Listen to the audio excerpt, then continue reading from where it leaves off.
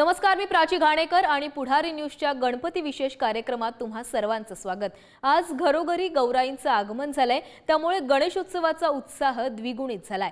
घरोघरी गौरी आणि गणपती बाप्पाला गोडाचा नैवेद्य दाखवण्यात आलाय आणि हाच उत्साह आपण आजही अनुभवणार आहोत। घरबसल्या तुम्हाला बाप्पाचं दर्शन घडवणार आहोत। चला तर मग सुरुवातीला राज्यभरातील मंडळांच्या गणपतीचा आढावा घेऊया।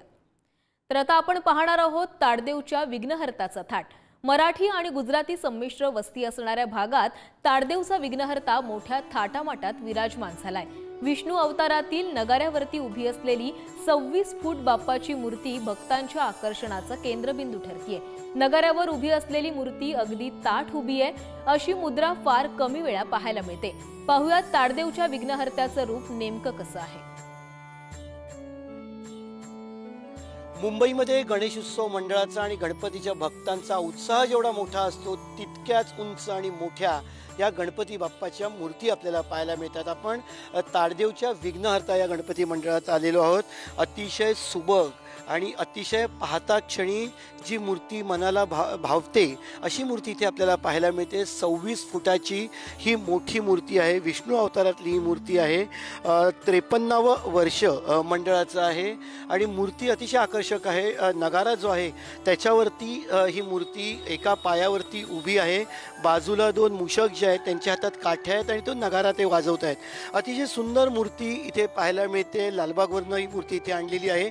26 फुटाची अतिशय सुबक सुंदर आणि तितकीच तांत्रिकदृष्ट्या अतिशय योग्य आणि उत्तमरित्या बांधलेली किंवा बनवलेली ही मूर्ती आहे। आपण मंडळाचे पदाधिकारी आहेत, मंडळाचे अध्यक्ष आपल्यासोबत आहेत, प्रभाकर पाष्टे, आपण त्यांच्याशी बोलणार आहोत। इतकी सुंदर मूर्ती आहे, उंच मूर्ती आहे। जरा या मूर्तीविषयी सांगा आणि मंडळाविषयी।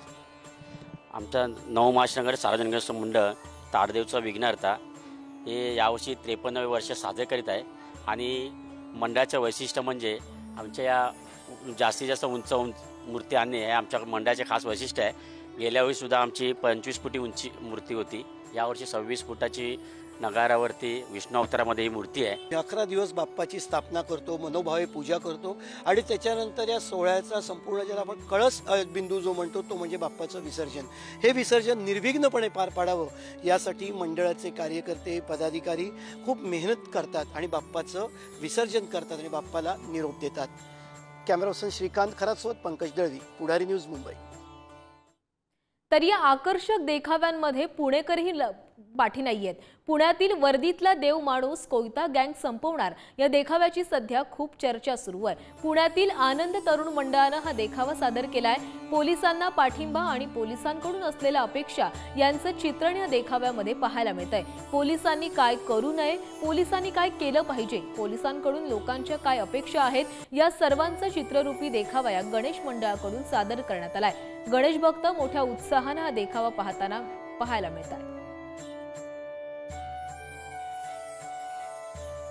वर्षानुवर्ष पुणे शहरातले पोलीस किंवा महाराष्ट्र पोलीस असेल शहराची काळजी अत्यंत व्यवस्थितपणे घेत आलेले आहेत। बाकी काही गोष्टी असतील, कुठे दुखणं असेल काय असेल, आता एवढा मोठा उत्सव लाखोनी करोडोनी पब्लिक येतं पुणे शहरात, त्याची व्यवस्थित निगा राखणं, त्यांचं व्यवस्थित सगळं नियोजन करणं, एवढ्या गर्दीचं नियोजन करणं पुणे शहर पोलीस अत्यंत व्यवस्थितपणे वर्षानुवर्ष पार पाडत आलेले। की पुणे शहर पोलिसांच्या मागे आणि महाराष्ट्र पोलिसांच्या मागे सर्वसामान्य नागरिक पण व्यवस्थितपणे उभा राहतोय हे आम्हाला आमच्या कृतीतनं दाखवून द्यायचं होतं। दरवर्षी गणेश मंडळ त्यांच्या माध्यमातून व्यवस्थित छान छान असे देखावे गणेशोत्सवात साजरे करत असतात आणि एक पुणेकर म्हणून आम्हाला ही आमची एक जबाबदारी आहे की आम्ही आमचं जे रक्षण करतात त्यांच्या मागे ठामपणे उभं राहणं गरजेचं आहे, म्हणून हा देखाव्याचा विषय आम्ही घेतला। गणेशोत्सवातून अनेक जण सामाजिक संदेश देण्याचा प्रयत्न करतात। लातूरमधील काही तरुणांनी गणेशोत्सवातून वृक्ष लागवडीबाबत जनजागृती करण्याचा उपक्रम हाती घेतलाय।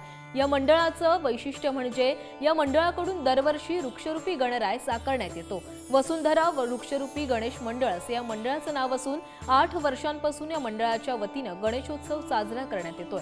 शहरातील राजीव गांधी चौक भागात या मंडळानं यंदाही झाडाच्या सहाय्यानं वृक्ष लागवड करीत असलेला गणराय साकारून त्याची प्राणप्रतिष्ठापना केली आहे। हा गणराय सध्या शहरात आकर्षणाचा केंद्रबिंदू ठरतोय। यंदा मंडळानं वृक्ष लागवडीसोबतच ऑक्सिजनचं महत्त्व पटवून देणारा देखावा सादर केलाय। वृक्ष लागवड आणि वृक्ष संवर्धनाच्या क्षेत्रात काम करणाऱ्या युवकांनी 8 वर्षांपूर्वी एकत्रित येत लातूरमध्ये वृक्षरूपी गणराय साकारत गणेशोत्सव साजरा करण्याची परंपरा जतन केली आहे। यंदाही या मंडळाने वृक्षाच्या साह्याने वृक्ष लागवड करतानाचा गणराय साकारला असून ही गणेशाची मूर्ती सध्या लातूरमध्ये आकर्षणाचं केंद्रबिंदू ठरली आहे। या मंडळाच्या वतीने यंदा वृक्ष लागवडीचे महत्त्व भाविकांना पटवून देत मानवी जीवनातील ऑक्सिजनचं महत्त्व भाविकांना कळावं यासाठी एक देखावाही सादर करण्यात आला आहे। यंदा या मंडळाच्या वतीने विविध सामाजिक उपक्रमही राबवण्यात येत असून या उपक्रमाविषयी अधिक माहिती देण्यासाठी आपल्यासोबत जे मंडळाचे पदाधिकारी आहेत आपण त्यांच्याकडून जाणून घेणार आहोत। आपलं सर्वप्रथम स्वागत। काय आपल्या गणेश मंडळाचं वैशिष्ट्य आहे, किती वर्षापासून ही परंपरा राबवली जाते आणि यंदाचं काय वैशिष्ट्य आहे? वृक्ष लागवड आणि संवर्धन ही लोक चळवळ व्हावी यासाठी गेल्या 10 वर्षापासून वसुंधरा प्रतिष्ठान काम करत आहे। वसुंधरा प्रतिष्ठान अंतर्गत आम्ही 2016 पासून दरवर्षी वृक्षरूपी गणपती आम्ही साकारतो। या माध्यमातून मी देवळात नाही, मी दगडात नाही तर मी झाडात आहे असा एक संदेश देण्याचा प्रयत्न आम्ही करतो। यंदाची जर आपण थीम बघितली तर गणपती बाप्पा स्वतः म्हणजे नागरिकांना आवाहन करून थकलोय आणि आता मीच झाड लावतोय असं गणपती स्वतः सांगत आहेत। गणरायाच्या हाताने आम्ही पिंपळाचा या ठिकाणी वृक्ष लावलेला आहे आणि या माध्यमातून वृक्ष लागवड आणि संवर्धन किती काळाची महत्त्वाची गरज आहे हा एक संदेश देण्याचा प्रयत्न आम्ही केलेला आहे। तर नक्कीच वसुंधरा वृक्षरूपी गणेश मंडळाच्या वतीनं गेल्या 8 वर्षांपासून सामाजिक उपक्रम हाती घेत गणेशोत्सव मोठ्या प्रमाणात साजरा करण्यात येतो आहे। पर्यावरणाचा समतोल राखत सण साजरे केले तर भावी पिढीला चांगले दिवस पाहायला मिळतील याच विचारानं प्रेरित होऊन गोरेगाव येथील अंकुर मित्र मंडळानं एक अनोखा उपक्रम राबवलेला आहे। मातीपासून स्वतः गणेश मूर्ती तयार करून त्यांनी सुका पेंढा, पुठ्ठा आणि कागदाचा वापर करून मखर बनवलाय। यामुळे मुलांना पर्यावरणपूरक गणपती उत्सव कसा साजरा करावा याचा प्रत्यक्ष अनुभव मिळालाय। नैसर्गिक साधनांचा वापर करून मूर्तीला रंगवण्यात आलाय, ज्यामुळे मुलांना पर्यावरण रक्षणाचा संदेश मिळालाय। त्याचबरोबर या चिमुकल्यांनी समाजालाही पर्यावरणपूरक गणपती उत्सव साजरा करण्याचा संदेश दिलाय। या मंडळातील मुलांशी आणि पदाधिकाऱ्यांशी संवाद साधलाय आमचे प्रतिनिधी धनंजय दळवी यांनी। 64 कलांचा अधिपती अशी श्री गणरायाची ओळख आहे आणि सध्या आपण जर पाहिलं तर सर्वत्र उत्साहाचं वातावरण गणेशोत्सवानिमित्त पाहायला मिळते। मी सध्या उभा आहे गोरेगाव पश्चिम येथील अंकुर मित्र मंडळात आणि या ठिकाणी आपण जर पाहिलं तर ही लहान मुलं आपल्याला पाहायला मिळतात आणि याच लहान मुलांनी बाप्पाचं रूप जे आहे ते स्वतःच्या हाताने घडवलेलं आपल्याला पाहायला मिळते। काय नेमकं वेगळेपण आहे, काय सांगशील, कशा प्रकारे तयार करण्यात आलेलं, कोणती माती वापरलेलीस आणि काय बनवताना काय वाटलं? ही शेणू मातीने बनवलेली मूर्ती आहे आणि गणपतीचं मनात ठेवूनच बनवली आहे आणि कसं लहान मुलांना गणपती बाप्पा खूप आवडतो त्यामुळे त्याची मूर्ती बनवताना खूप आनंद झालाय आणि खूप बरं वाटलं असं बनवताना, नवीन वेगळं काहीतरी बनवता आलं। तू कोणतं रूप बनवलं बाप्पाचं आणि किती वेळ लागला साधारणतः बनवताना आणि काय बनवताना मजा आली? मी बसलेला रूप बनवलाय आणि खूप वेळ लागला, रात्रपासून आम्ही बनवतोय कारण की आम्हाला बाप्पा खूप आवडतो त्यामुळे सगळ्यांनी खूप मेहनत केली आहे बाप्पासाठी। एक वेगळे पण पाहायला मिळतं, ज्या प्रकारे आजकाल उंच मूर्त्या वगैरे पाहायला मिळतात किंवा त्यांचे आकार पाहायला मिळतात, तशा प्रकारचं तू हा बनवण्याचा प्रयत्न केलेला आहे, रंगछटा वगैरे दिलेला आहे। काय नेमकी संकल्पना होती तुझी, कशा प्रकारे हे तयार करणार? आपण बैठ्या मूर्त्या खूप बघतो पण आपल्याला एक मोठी जी गणपती असते ती आपण लहान याच्यात बघून म्हणजे दिसता येत नाही, मला ते साकारायचं होतं आणि तो बाप्पा आपला रूप घेत गेला। हे बनवताना तू कशा प्रकारे बनवत गेलास आणि जसं तू म्हणवला तो बाप्पा आहे तो रूप साकारून घेतलं, रंग काम करताना काय काय तुला नेमकं याद करावं? आपली माती मंडळाकडून म्हणून भेटलेली आपल्याला, त्या मातीने आपण मूर्ती उभारली 4 ते 5 तासात।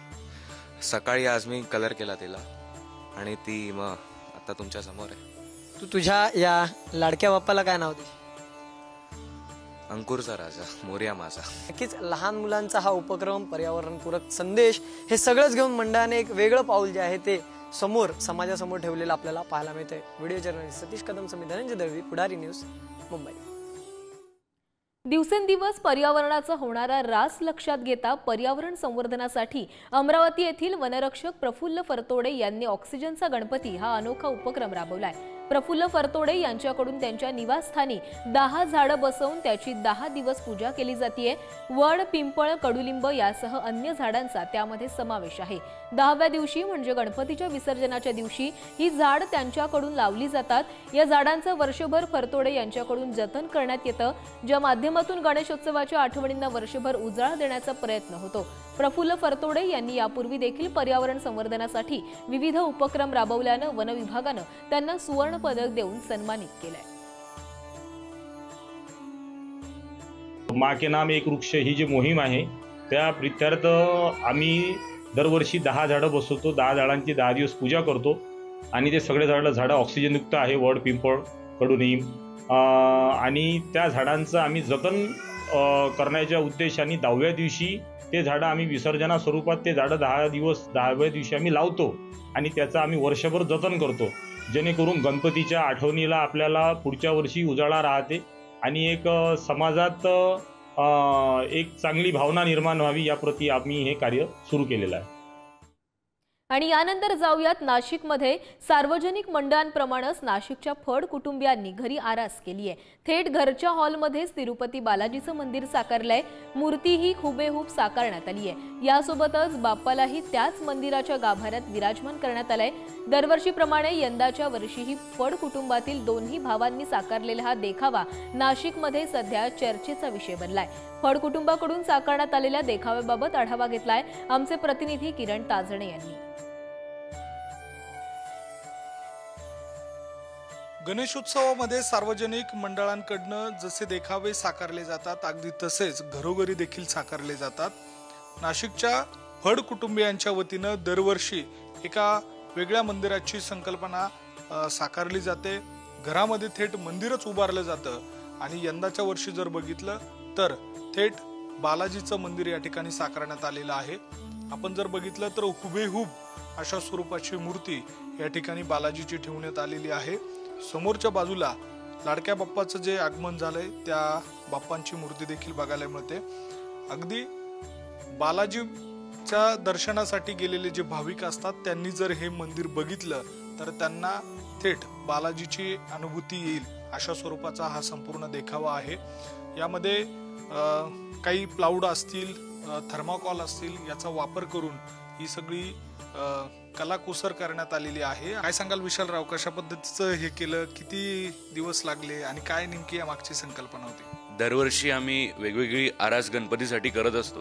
हे आमचं यंदाचं 26वं वर्ष आहे, ज्याच्यात आम्ही वेगवेगळ्या थीमवर काम करत असतो। याही वर्षी आम्ही तिरुपती बालाजींचा गाभारा पूर्णपणे स्वीकारला आहे। याच्यामध्ये महत्वाची बाब असते ती म्हणजे हे कमी जागेमध्ये अशा स्वरूपाचं साकारणं, ते कसं करून आणलं गेलं, याच्यासाठीचे सगळे घरातील मंडळींचे काय एफर्ट्स होते? घरातील सगळ्या मंडळींनी आम्हाला खूप मदत केलेली आहे। तसंच हे साकारण्यासाठी आम्ही जे बालाजींचे फोटोज आहेत त्यावरनं आम्ही कसं आपल्या साईजमध्ये बसवता येईल त्या पद्धतीने आम्ही बसवायचा प्रयत्न केला आणि हुबेहूब बालाजींच्या मंदिरासारखा देखावा बनवण्याचा प्रयत्न केला। आपण बघतोय की घरोघरी बाप्पाचं आगमन होत असताना अशा स्वरूपाचा देखावा हा चर्चेचा विषय बनत असतो आणि नाशिकच्या फड कुटुंबियांनी हा जो देखावा साकारलाय तो तिरुपती बालाजीचा आहे आणि त्याची चर्चा देखील आता नाशिकमध्ये होते। व्हिडिओ जर्नलिस्ट जयेश साबळेसह मी किरण ताजने, पुढारी न्यूज, नाशिक। तर तिकडे कोकणातही थाटामाटामध्ये गणपती बाप्पा विराजमान झालाय। सर्वत्र बाप्पामय वातावरण पाहायला मिळतंय। लहान मुलांपासून वृद्धांपर्यंत सर्वच बाप्पाच्या भक्तीत रंगात न्हाऊन गेलेले आहेत। जिल्ह्यात 273 सार्वजनिक मंडळांचे गणपती विराजमान झालेत, तर बऱ्याच ठिकाणी पर्यावरण पूरक असे देखावे सर्वत्र पाहायला मिळतात। गणेश उत्सव हा प्रत्येक कोकणी माणसा जिव्हाळ्याचा विषय आहे। कोकणातील गणपतीचे आगमन मोठ्या थाटात झाले असून लहानापासून ते आबालवृद्धांपर्यंत सर्वच बाप्पाच्या भक्तीमध्ये रंगात न्हाऊन गेलेले आहेत। कोकणी माणूस बाप्पाचे आगमन आपल्या घरोघरी करताना संपूर्ण महाराष्ट्राचं कोकण दिसत आहे। अनंत चतुर्थीपर्यंत असणाऱ्या या कोकणातील अनन्य साधारण महत्व आहे या सणाला। गणपतीचे आगमन झाले आहे। जिल्ह्यात एकूण 1,03,000 घरोघरी गणपतीचे आगमन झाले आहे। आपण पाहिलात तर आज प्रत्येकाच्या घरी पाहुण परिचय आलेले आहेत। प्रत्येक जण आपापल्या बाप्पाला कसा चांगला असेल किंवा कसा पर्यावरणपूरक असेल अशा संदेशाच्या माध्यमातून सर्व लोक दर्शनासाठी आलेले आहेत आणि अशाच वेळी काही आबालवृद्ध किंवा हस्तच्या अपेक्षित सर्व नागरिक किंवा कार्यकर्ते किंवा आपले जे नातेवाईक आहेत ते सुद्धा या ठिकाणी आलेले पाहावयास मिळतात. पुढारी न्यूज, सागर जैन, रायगड, रोहा. वर्धा इथं मेघे कुटुंबियांनी पर्यावरणपूरक सजावट करून पर्यावरण रक्षणाचा संदेश दिलाय. यावेळी त्यांनी तुळजाभवानी मंदिराच्या प्रवेशद्वाराची हुबेहूब प्रतिकृती साकारली आहे आणि या संपूर्ण सजावटीचा आढावा घेतलाय आमचे प्रतिनिधी पंकज गदगे यांनी. गणेशोत्सवाला सुरुवात झाली आहे आणि गणेशोत्सव हा घरोघरी मानला जातो महाराष्ट्रामध्ये. आपण मेघे कुटुंबातील गणरायाकडे आहे आणि पाहू शकता मोठ्या प्रमाणात सुंदर अशी आकर्षक सजावट केलेली आहे. महाराष्ट्राची कुलस्वामी आई तुळजाभवानी याच्या जे तुळजापुरी येथील प्रवेशद्वार आहे याचे हुबेहूब दृश्य इथे साकारलेले आहे आणि सुंदर अशी गणरायाची मूर्ती आहे. मेघे कुटुंबातील हा गणपती आहे. आपण थेट मनीषाताई मेघे आपल्यासोबत आहे. मनीषाताई मेघेकडून समजून घेऊया. ताई, काय सांगाल, कशा प्रकारची ही सजावट आहे, काय सांगाल? हा गणपती आमच्याकडे 2010 पासून सुरू झाला. तेव्हापासूनच आम्ही असं ठरवलं होतं की कुठल्याही प्रकारचं थर्माकोल आणि अशा ज्या वस्तू आहेत जे हानिकारक आहे पर्यावरणात त्याची सजावट करायची नाही. तेव्हापासून पहिले 2-4 वर्ष अगदी साध्या पद्धतीने गणपती बसवला. नंतर डोक्यात आयडिया यायला लागल्या. तसा आम्ही थर्माकोल सोडून प्लाय, लाकूड किंवा आता ही फोम शीट आहे अशा प्रकारचे करतो किंवा मग आम्ही ज्याला म्हणतात कापड वेगवेगळ्या प्रकारचं करून सजावट करत असतो. वेगवेगळ्या आयडिया असतात. यावर्षी मला महाद्वाराची आयडिया आली आणि ती आयडिया मी माझा एक भाचा आहे, तो कलाकार आहे, त्यांनी मला हे सगळं करून आणून दिलं. त्याला आयडिया मी सांगितली, केलं त्यांनी. मागच्या वर्षी माझ्याकडे वाडा थीम होती, जसे जुन्या काळातले वाडा राहत होते त्या पद्धतीचं पूर्ण वाड्याचं एक मॉडेलच आम्ही तयार केलं आणि त्या वाड्यामध्ये आम्ही गणपती बसवलेला होता. त्याच्या आदल्या वर्षी मी एक झोपडी म्हणून तयार केलेलं होतं, ती पण लाकडाची होती, त्याच्यावर सगळं गवत टाकून. तशा प्रकारे इको फ्रेंडली म्हणा किंवा ज्याच्यात पर्यावरणाला हानी होते असे कुठल्याही वस्तूचा आम्ही डेकोरेशनमध्ये वापर करत नाही. गणरायाच्या चरणी मलाही एक मुलगी असल्यामुळे हेच मागणं राहील की सगळ्या मुलीबाईंना, लेकी सुनांना आणि इव्हन म्हाताऱ्या सुद्धा बायका सुरक्षित नाही आहे, त्यांच्या सुरक्षिततेसाठी गणराया काहीतरी कर, हेच साकडं मी यावर्षी गणरायाच्या चरणी मागणार आहे. नक्कीच गणरायाच्या चरणी महिला वर्गाला सुरक्षित ठेव असंच मागणं यांनी मागितलंय. पंकज गादगे, पुढारी न्यूज, वर्धा.